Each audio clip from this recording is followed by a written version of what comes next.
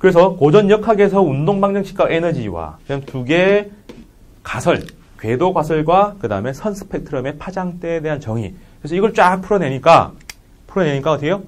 수소 선 스펙트럼에 나오는 파장대에 정확한 값들이 따다다다다 들어가요. 5명이 노가다 해가지고 했는데 이 사람은 페이퍼로 요 수식 4개 지지지 풀어서 딱 끝내죠. 뭐 하더라도 일찍 해야 돼. 20대에 딱 해놓으니까는 획기적이죠. 여러 사람의 인생을 페이퍼 몇 장으로 녹여내고 나니까 이미 천재가 됩니다. 그럼 다음부터는 공부를 말로 합니다. 수식으로 안 하고 말로 해가지고 논문도 야 편집장 내가 논문 불러줄 테니까 적어 뭐라 하면은 적어서 나오면 논문 발표. 그러니까 뭐다 잘 안 풀려요. 그럼 보통 같으면 고민하고 해야 되는데 지 마누라하고 뭐 딸내미인지 여동생인지 하여튼 여자입니다. 갖다 놓고 앉혀놓고 와 졸리게 만들어가면서 막 얘기를 해요. 혼자 막 얘기하다가 풀려서 하면 집에 갑니다. 옆에 앉은 사람은 뭐 혹시 물리학자도 아닌데 머리 아파 죽겠는데 막 하다가 희롱당한 느낌으로 있으면 이 사람 가서 또 논문을 막 불러주고 있습니다. 그래서 문화 권력이 된 사람이죠. 그래서 좀 많이 나갔습니다. 그래서 나중에 코펜하겐 대학에 있었는데 거기에서 빛이 입자냐 파동이냐는 논쟁이 붙습니다. 논쟁이 붙었는데 결론 안 나죠. 두 현상에 대한 실험이 다 했으니까. 그래서 나중에 거수합니다. 자, 입자손, 파동손. 자기가 그러니까 이러면서 자기가 생각하는 것 쪽을 이제 하려고 둘 다 손들지. 그래서 그러면 내가 해석할게. 그러면서 양쪽 다다. 말이 되나 해서 야 동전에 양면은 다 안 보이지만 있지 않냐. 그래서 앞면 띄우면 앞면, 뒷면 띄우면 뒷면인데 두 개 합쳐서 빛이다. 그래서 실험을 뭐로 하느냐에 따라서 입자선이면 입자, 파동이면 파동 나오는 거지 두 개가 상보, 서로 보완적인 관계다. 이렇게 해석해야 되지 않겠어? 그러니까 사람들이 또 긴가민가하죠.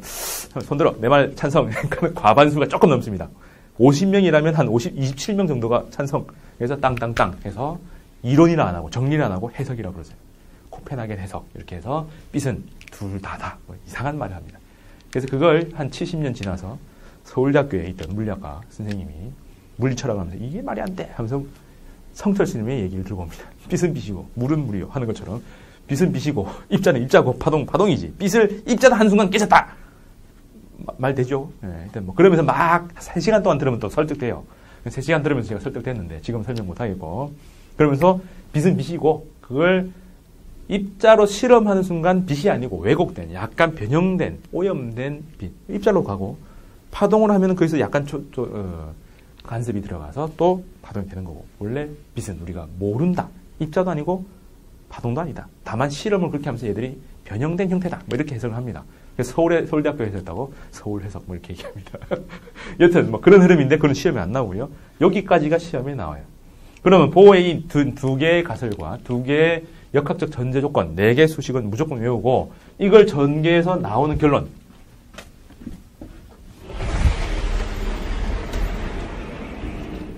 나오는 결론이 있는데요. 이걸 이렇게 표로 해서 외웁니다. 전자 소유입니다. 전자의 궤도 반지름. 그 다음에 전자의 에너지. 그 다음에 전자의 물질파, 전자의 운동량. 그럼 여기서 안 들어가는 것은 빛입니다. 즉, 선 스펙트럼은 여기 안 들어가 있어요. 그거는 보호의 두 번째 가설, 처음과 나중에 궤도의 에너지 준위를 뺀 게 HF나 람다분의 HC로 나온다. 이렇게 넘어갑니다.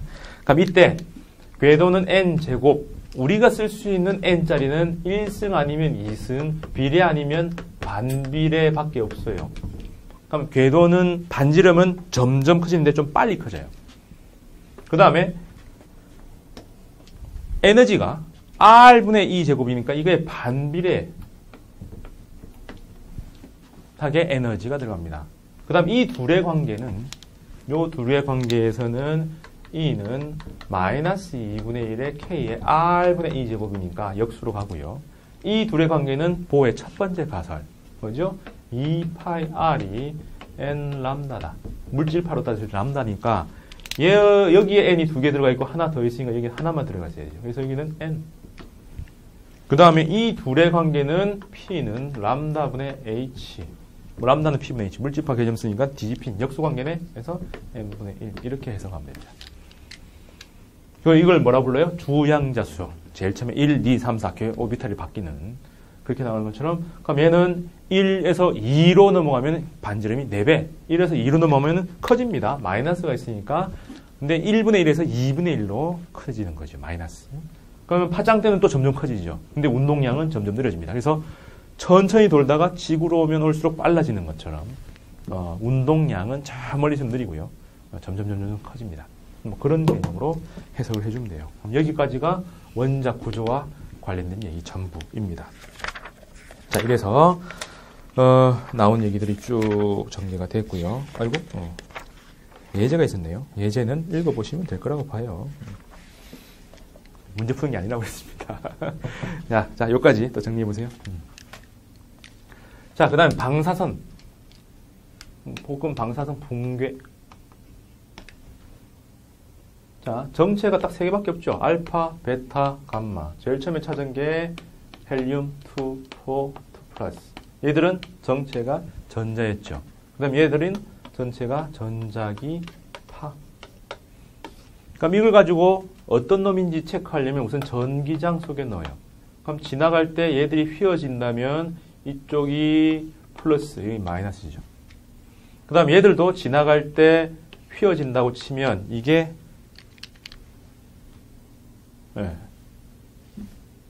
그죠? 들어가는 방향으로 자기장이 걸려 있으면 아이고 잘못 얘기했다. 무슨 전기장이니까 다시 할게요. 전기장을 딱 걸고 여기가 플러스 여기가 마이너스면 여기 쏩니다. 그러면 직진하는 게 있고 이쪽 급격하게 휘어지는 게 있고 이렇게 휘어지는 게 있습니다. 요 휘어지면서 돌아오면 안 되고 이렇게 포물선 형태입니다. 그럼 이렇게 가는 게 감마고 플러스를 향해 가는 게 베타고 얘들이 알파 이렇게 가겠죠. 그 다음에 자기장 속에 집어넣어도 또 비슷한 형성이 나옵니다. 직진하는 게 있고 급격하게 원으로 돌고요. 또 급격하게 원 궤도로 돌아가는 게 완만하게 들어가는 게 있습니다. 항상 직진하는 거는 감마고 급격하게 휘어지는 게 베타고 완만하게 휘어지는 게 알파입니다.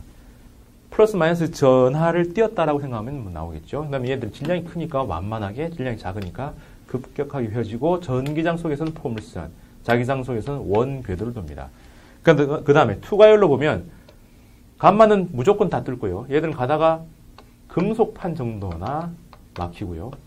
알파는 종이 쪽에도 막혀버립니다. 그래서 웬만하면 다 뚫고 막히는 게 겨우겨우 넣어지는 게 납이죠. 그래서 후쿠시마 원전이 터졌을 때 그게 전부 다 사람들이 납덩이를 한 20kg 이상을 국부 부위만 얼굴을 못 가리고 몇 개 중요한 부위 가슴하고 이런 데만 딱 차고 들어가는 모습을 볼 수 있습니다. 그래도 납에 방사능이 누출이 되죠. 그럼 이렇게 돼 있고 알파 붕괴가 되면 알파 입자가 나오니까 NM 원자 번호와 질량수가 이렇게 돼 있다면 얘들이 번호는 2개, 질량은 4개가 줄겠죠. 근데 베타는 붕괴되는 게 2개가 있어요. 우선 P가 양성자가 중성자와 양전자로 나올 때가 있고요. 그 다음에 중성자가 양성자와 그냥 전자로 나올 때가 있는 거죠. 그래서 최종 결론을 가지고 얘들은 베타 플러스 붕괴, 그 다음에 얘는 베타 마이너스 붕괴라고 합니다. 그러면 이때는 양성자와 중성자 개수는 항상 동일하니까 질량수는 그대로 가요. 근데 위에 베타 플러스 붕괴일 때는 번호가 어떻게 해요? 하나 줄죠. 양성자의 개수니까. 밑에는 양성자가 하나 더 생겼으니까 번호 하나가 더 늘어납니다. 이해되죠? 그래서 짝수로 변하는 것만 잘 보면은 알파냐, 베타냐까지는 구분이 되고 그 다음에 번호가 증가하냐, 감소하냐를 요걸 띄워놓고 전개하면 돼요. 감마는 항상 동시에 다 일어나고 그냥 에너지만 방출하는 그런 상황입니다. 되죠? 자, 그래서 어떤 종류냐, 어떠한 붕괴를 하느냐까지는 이제 방사선 붕괴에서 알아야 되고요. 그 다음 하나 더 옆에다 쓸게요. 붕괴를 하게 되면 붕괴 곡선이 나옵니다. 붕괴 곡선. 그럼 제일 처음에 초기 값이 N0로 있고 붕괴하고 남은 것들은 점점 줄겠죠. 그죠? 남는 겁니다. 그래서 남아있는 방사능 물질인데 점점 주는데 이게 휘어진 그래프로 나옵니다. 그럼 이렇게 나올 때 딱 반이 되는 그 시간을 반감기라 부르죠. 그죠? 근데 이 커브 할 때 얼마나 잘하느냐 정도를 갖다가 알파 혹은 람다를 쓰는데, 람다를 쓸까요? 람다를 쓰고 이걸 붕괴 상수라 불러요. 정의는 시간당 깨지는 개수라고 정의합니다. 그것도 n분의 단위 개수당. 그 단위 개수당 얼마나 잘 깨지느냐를 가지고 하니까 깨지는 개수니까 마이너스 붙여야지 이제 플러스가 나오겠죠. 그래서 최종적으로는 람다는 마이너스 n분의 1의 dt분의 dn이라는 형태로 나와요. 자, 그래서 붕괴 상수를 주느냐 반감기를 주느냐가 이제 수준이 달라집니다. 고등학생들한테는 반감기를 줘요. 그러면은 t초 후에 남은 것은 원래 거에다가 2분의 1의 몇 승이 되느냐지요. 반에 하면 승으로 가니까 전체 시간을 반감기로 나누는. 그럼 반감기의 2배면은 반의 반이 되니까 4분의 1승이죠. 2분의 1의 2승입니다. 그럼 반감기의 3배가 되면 반이 되고 또 반이 되고 그 다음 또 반이니까 승으로 가서 이렇게 나오는 게 고등학생 버전이고, 붕괴 상수라는 거는 이게 크면 클수록 시간당 잘 깨지는 거지요. 반감기는 크면 클수록 잘 안 깨지는 겁니다. 그게 서로 반대예요. 그래서 이렇게 나오면은 고등학생 버전이 아니라 일반 물리 대학생 수준인데, 역시 처음 값에 익스포넨셜의 람다 t가 됩니다. 초람수 형태가 돼요. 그러면 이 시간을 반감기로 딱 집어넣으면 이거하고 두 개 똑같아야 되겠죠. 2분의 1이 딱 돼야 되겠죠.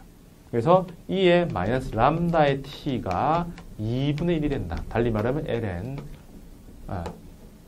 람다 t가 ln2다. 양쪽을 로그를 취하고 마이너스 붙이면 됩니다. 그래서 이렇게 두 개 관계 있어요. 서로 반비례 관계다. t를 주면 고등학생, 람다를 주면 대학생인데 두 개 관계는 알아야 돼요. 그래서 이렇게 되어 있는 게 붕괴 곡선이다라고 하는 거죠. 그래서 얼마나 걸리느냐. 우리한테 중요한 거는 요오드하고 스트론디움이죠. 요오드는 30일인가? 뭐 그렇고 스트론디움은 30년인가? 뭐 그렇고 거꾸로인가? 모르겠다. 여튼 그 두 개가 이제 방사능 물질로 인공적으로 만들어낸 무위험한 물질로 분류가 됩니다. 이렇게 방사능 물질은 흘러가요. 됐죠? 그러면 마지막 하나 남은 게 여기서 사이드로 빠질게요. 아까도 얘기했지만 양자역학에서 나오는 얘기로 가면 psi. 파동 방정식을 하고 뭐 시간에 대해서 공간에 대해서 막 쓸 수 있는데, 어쨌든 그 함수의 값을 절대값 플러스 마이너스 구분이 없다는 얘기예요. 그럼 그걸 하기 위해서 제곱을 하는 경우가 많습니다. 그럼 이게 확률입니다. 정확하게 말하면 확률 밀도 함수예요. 그 순간의 확률에다가 넓이가 실제 확률로 되는 거. 어쨌든 그 지점에서 발견될 수 있는 확률이 높다라고 해석합니다. 플러스와 마이너스는 의미가 없다는 거죠. 그래서 이렇게 해서 만들어낸 게 양자역학이고요. 그럼 이렇게 되면 원래는 펜스가 있으면 펜스 높이보다 낮은 곳에 에너지가 있으면 우리는 뛰어넘을 수가 없습니다. 근데 아주 작은 전자들, 물질이면 튕겨 나와야 되는데 전자는 파동처럼 움직여요. 그러면은 높은 위치에 에너지 있다 하더라도 얘들이 속으로 파고들어서 저 붕괴 곡선과 비슷하게 이렇게 확률적으로만 생각하면 여기는 있을 확률이 꽤 높고 여기는 점점 작아지고, 그런데 벽이 좀 얇으니까 그 너머에 있을 수 있는 확률이 좀 남아요. 그러면 벽이 열려버리면은 그 다음에 요만큼. 그래서 파형이 이렇게 가다가 이렇게 진폭이 좀 줄어드는 정도로 갑니다. 그래서 원래는 막혀 있었어야 되는데 뚫고 그 너머로 나오더라. 즉 우리가 거시로 보면 그릇에 물을 반만 채워넣는데 물이 자꾸 해가지고 옆으로 새는 현상이 벌어져요. 이걸 갖다가 구멍 뚫어놓은 현상이라고 해서 터널링 효과라고 부릅니다. 터널링 효과, 구멍 뚫어놓은 효과인데, 이렇게 나온 게 아까 베타 붕괴죠. 핵 속에서 전자가 밖으로 평평 튀어나와요. 안에 가득 들어있는 양성자를 밀치고 떨어뜨려 놓고 전자가 밖으로 평평 나오는 거죠. 핵이라는 거대한 우물 속에 전자가 있다가 갑자기 평평 튀어나온 거죠. 그 벽을 뚫고 넘어간 이유, 그걸 갖다가 해석한 게 터널링 효과. 이게 이제 STM이라고 해서 전자 스캐닝하는, 표면을 스캐닝하는 그런 장치로 이제 현미경, 뭐 주사굴 현미경, 북에서는 그렇게 부르던데, 뭐 그런 것들을 이제 만들어낸 원리에 해당하죠. 이해됩니까? 그래서 요거는 요 정도 이해만 하면 되고, 방사선 붕괴 종류만 이해하면 되고요. 그나마 복잡한 게 요거 미분방정 풀 수 있으면 이렇게 풀고요. 절대 못 풀 거니까 그냥 두 개를 외워주면 됩니다. 자, 이렇게 해서 현대물리, 방대한 얘기를 오늘 3개 다 합치고 조감도까지 다 해가지고 딱 1시간 만에 끝냈습니다. 이게 전부입니다. 됐죠? 네. 자, 그래서 아마도 지금 다 계산하면 아마 20시간이 조금 안 될 것 같아요. 20시간 안 되는 시간 동안 제가 쫙 달렸지만 여러분들은 끊으면서 공부했을 것 같아요. 한 번 안 되면 두 번 보세요. 두 번 안 되면 세 번 보시고요. 너무 빠르면은 끊어서 혹은 천천히 해가면서 보세요. 양이 작다라는 게 중요하고 핵심은 이 정도만 알면 다 푼다는 게 중요합니다. 공부는 많이 하는 게 중요한 게 아니라 효율적으로 자주 하는 게 중요해요. 효율적이라는 건 뭡니까? 그림을 가지고 조감도를 가지고 큰 지도를 펼쳐가지고 가야 효율적인 접근 통로를 만들 수가 있을 겁니다. 그래서 제가 제안한 이 조감도를 기반으로 해서 말로 연결하는 흐름으로 개념을 쭉 연결시키다 보면 물리, 일반 물리 전체 내용이 다 담겨 있을 겁니다. 제가 올해 리뉴얼하면서 이전보다 훨씬 더 많은 내용을 담았어요. 그런데도 시간은 조금 더 오버되지 않았습니다. 그래서 이것만 열심히 보더라도 제 이론 강의를 학원에서 안 들어도 충분히 내용을 될 만큼 제가 했으니까 열심히 공부해서 좋은 성과 있길 바라겠습니다. 수고했습니다.